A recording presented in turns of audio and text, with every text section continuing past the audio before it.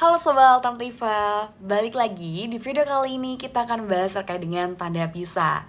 Nah teman-teman, tanda pisah itu masih jarang diterapkan dalam praktik berbahasa sehari-hari. Yang lebih mengherankan lagi, bahwa pada umumnya orang itu tidak tahu bahwa ada tanda pisah dalam kaidah ejaan bahasa Indonesia. Nah, sebenarnya tanda pisah itu seperti apa? Tanda pisah itu ditulis lebih panjang teman-teman dibandingkan tanda hubung. Kalau kemarin kita ngebahas terkait dengan tanda hubung, nah, sekarang kita ngebahas terkait dengan tanda pisah yang dia itu ditulis lebih panjang ya teman-teman dibandingkan dengan tanda hubung. Oke, kita akan membahas terkait dengan penggunaan tanda pisah. Di aturan yang pertama, tanda pisah itu dapat digunakan untuk mengapit keterangan atau penjelasan yang bukan bagian utama kalimat. Misalnya apa di sini? Kemerdekaan bangsa itu, saya yakin, akan tercapai diperjuangkan oleh bangsa itu sendiri. Nah, kata saya yakin akan tercapai itu yang diapit dengan tanda pisah itu adalah bentuk kalimat yang bukan merupakan kalimat utamanya. Ya, jadi dia hanya penambahan saja dari penulisnya, sekedar penambahan saja tetapi tidak menunjukkan bahwasannya dia adalah salah satu atau bagian dari utama kalimatnya.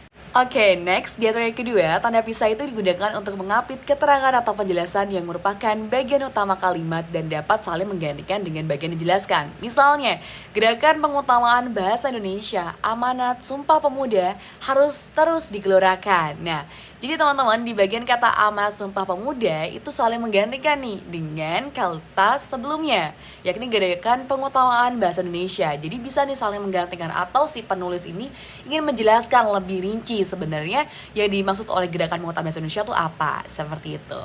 Oke, kita lanjut ke aturan yang ketiga. Tanda pisah digunakan di antara dua bilangan, tanggal, hari, bulan, atau tahun juga, atau tempat yang berarti sampai dengan atau sampai ke. Nah, di aturan ini teman-teman, ini yang paling sangat sering kita temuin. Nah, misalnya di sini tahun 2023 sampai dengan 2024, ini tanggal ya teman-teman ya, 10 sampai 12 Maret 2023.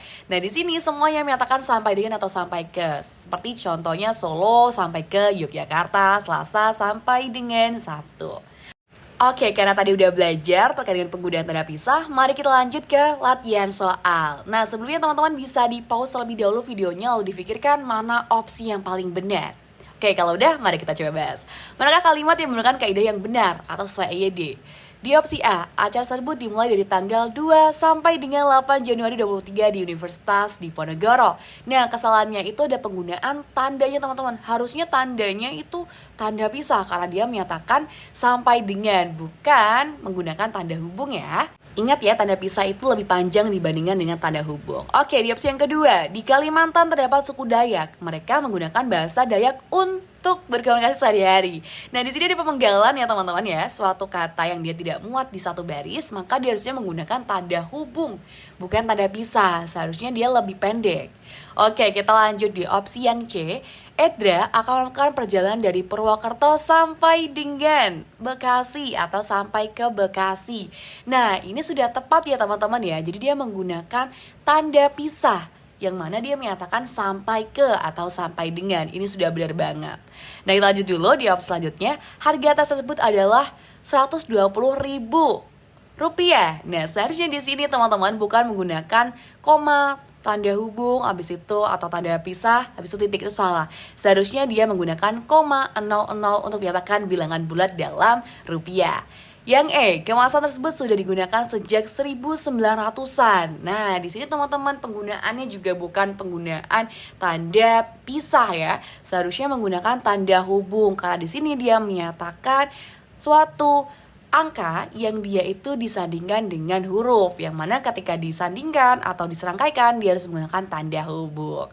Oke, nah kita udah dapetin ya jawabannya, yakni yang opsi C, di mana penggunaan Purwokerto sampai dengan Bekasi udah tepat banget. Jadi jawabannya yang opsi C ya. Oke, kita lanjut di soal yang kedua. Mekanismenya seperti tadi, teman-teman silakan terlebih dahulu di pause terlebih dahulu videonya ya. Oke, kalau sudah mari kita bahas. Penggunaan tanda baca yang sesuai ejaan bahasa Indonesia adalah, kita lihat di opsi yang A, setelah menempuh pendidikan S1. Nah, di sini ada bentuk kesalahan juga nih. S1 sama tadi ya di opsi E, seharusnya dia menggunakan tanda hubung yang lebih pendek dibandingkan dengan tanda pisah karena dia menyatakan huruf dengan angka. Yang B, Konferensi Asia Afrika, dan ini juga salah ya. Asia Afrika itu udah bentuk satu kesatuan yang seharusnya ditulis menggunakan tanda hubung, bukan menggunakan tanda pisah. Opsi C, berdasarkan rencana pengelolaan mineral dan batu bara nasional tahun 2022 sampai dengan 2027. Di sini seharusnya menggunakan tanda pisah, teman-teman, bukan menggunakan tanda hubung ya. Seharusnya lebih panjang lagi nih tandanya. Ini salah banget ya, seharusnya menggunakan tanda pisah. Nah, kita lihat ya, di sini ada juga di kata ke-1. Ini juga sudah tepat karena dia menggunakan tanda hubung.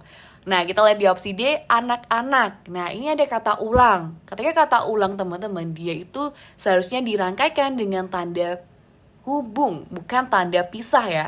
Seharusnya lebih pendek lagi. Dan di opsi E, perkuliahan dimulai hari Senin sampai dengan Kamis atau sampai ke hari Kamis nih. Ini udah tepat banget, teman-teman. Dia menyatakan sampai dengan, seharusnya menggunakan tanda pisah. Dan ini sudah sesuai dengan yang ada di opsi. Nah, jadi kita temu nih, opsi yang benar ada opsi E. Oke, segitu dulu video kali ini. See you next video.